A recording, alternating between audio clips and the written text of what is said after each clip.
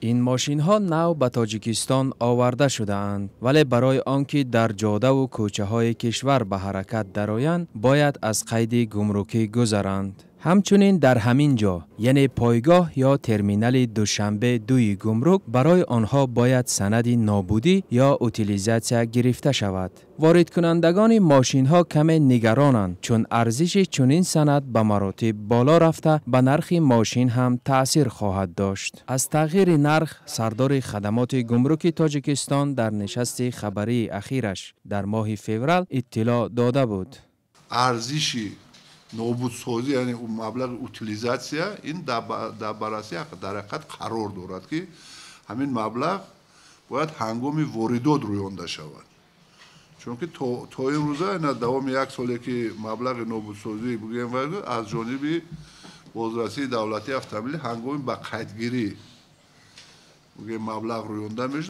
بنابر قرار حکومت تاجیکستان از 26 مارس سال جاری صاحبان ماشین های سبکرو برای دریافت سند نابودی واسطه نقلیات باید 144 نشان دهنده یا 10,800 سامانی پرداخت کنند. الحال این نرخ 1,600 سامانی است. تاجران شتاب دارند که تا 26 مارس برای ماشین های وارد کرده خود سند محو به دست آورند.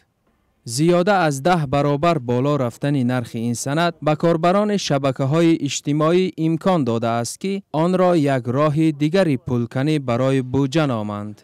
کارشناس فاضل جان فتح‌اللهیف میزان نوی مبلغ محوی واسطه نقلیات را خیلی بلند می شمارد. به قول او زمینه‌های چنین نرخ معین نیستند. همچنین تجربه و معیارهای بین المللی و هم درآمد واقعی ساکنان به نظر گرفته نشده‌اند.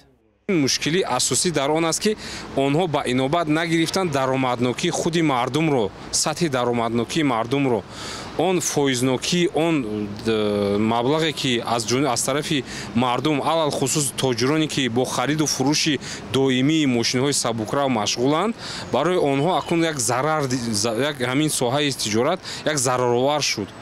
این انتظاری ها هم صدا می دهند که واردات ماشین به کشور کاهش خواهد یافت. این هم در حالی که پس از منع آوردن ماشین های تا سال 2013 واردات کم شده است. به گفته خدمات گمرک تاجیکستان سال گذشته به کشور نزدیک 50,000 ماشین سبکرو وارد کرده شده است که نظر به یک سال پیش حدود 40% کمتر بوده است.